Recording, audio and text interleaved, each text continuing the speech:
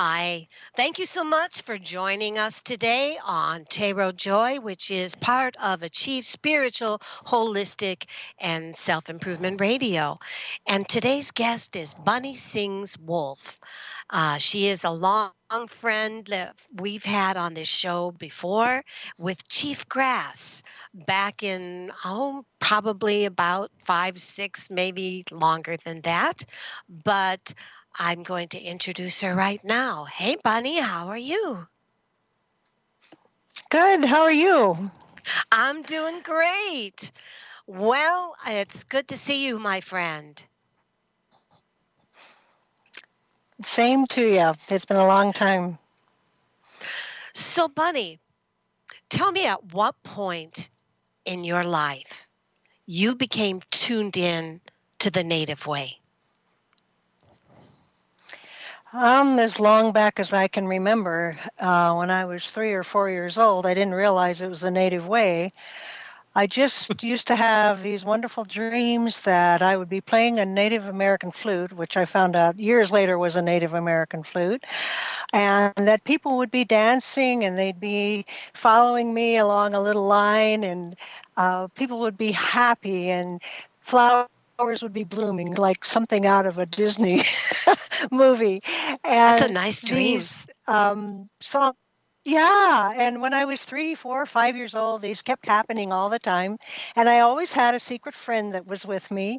I told my parents that it was a huge animal and it had fur all over it. And it was like an elephant, except it didn't have a trunk and it had cute little curved horns. And it was with me all the time. And that was my childhood imaginary friend, they called it, which they thought I was a little weird.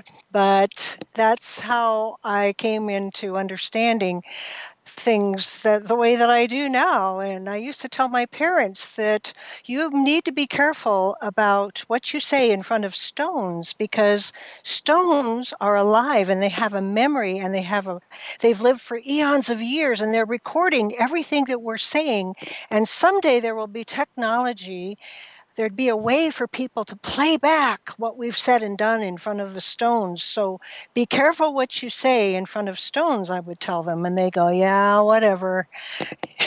So And that's kind of how I started. that's exactly what Chief Grass said last time that he was Yep. on the show.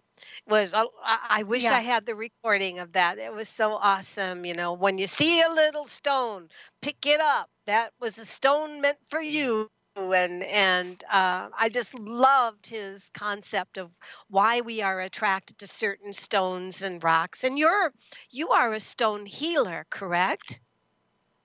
Yes, I was I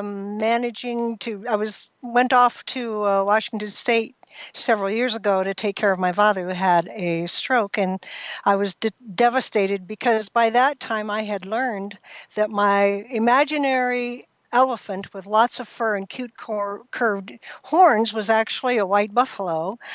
I was And I also learned wondering. that there was such a Yes. thing. And so all these things came back to me. And then I was trying to learn the Lakota language because that culture just fell into my lap. And it was exactly what I'd always believed and understood. And then I ended up moving to Washington thinking, oh, there goes my chance to speak Lakota, no more ceremonies.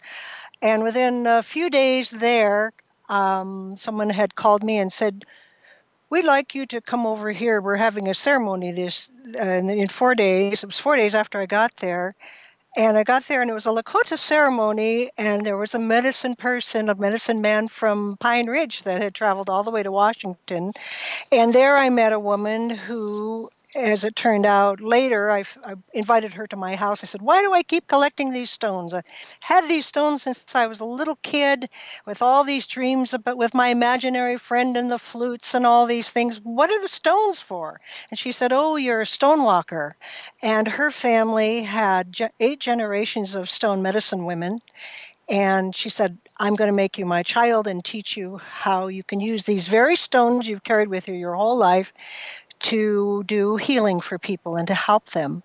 And I had all the stones I needed for the perfect stone layout therapy, and I was already a massage therapist, never thought of using stones until she mentored me for a year and a half, a traditional way. And then as soon as I'd arrived there and learned that, boom, I was back in South Dakota, back in the Black Hills again, and got my massage license in South Dakota and started using the stones. And it's helped a lot of people. They're just wonderful concentrated bundles of energy. And May I the may I ask gemstones, may I ask you what are your most powerful favorite stones to heal with? that's an awesome question. And it really depends on the person and the circumstances and the time. And I've used different stones on the same people. Sometimes they need this one, sometimes they need that one. But they always seem to communicate exactly what's needed for that particular time. The black basalt stones that are warmed really suck a lot of negativity out of a person. I use a lot of hematite magnet layouts. I also use crystal layouts.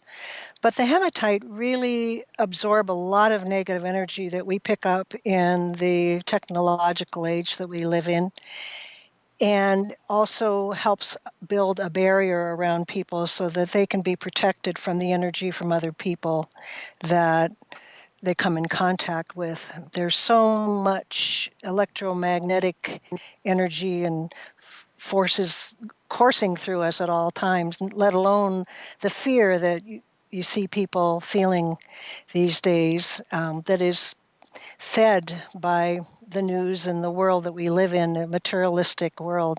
So it's wonderful to see the stones have been there for eons of time, there to help us. Now, you incorporate music as well, don't you, into Oh your yes, sessions? Now, how would a session that was go with you? We'll get into your other stuff, but I'm really intrigued by your stone healing. How would you incorporate your music in with that? well, when I do the stone massage healing ceremony, whichever you want to call it, I do play recorded music, and it's usually music without any lyrics, something very peaceful. Usually the Native American flute with some drum, maybe some Do humming, you and do I you I find play it ever well while I you're find that while I'm working on them, Yeah, I hum along with the music, but I'm not really a musician at that point. It's all a creative process, you know. it'd be kinda like multitasking with energy. That might be a little, counter, what do you wanna say it? Sabotaging.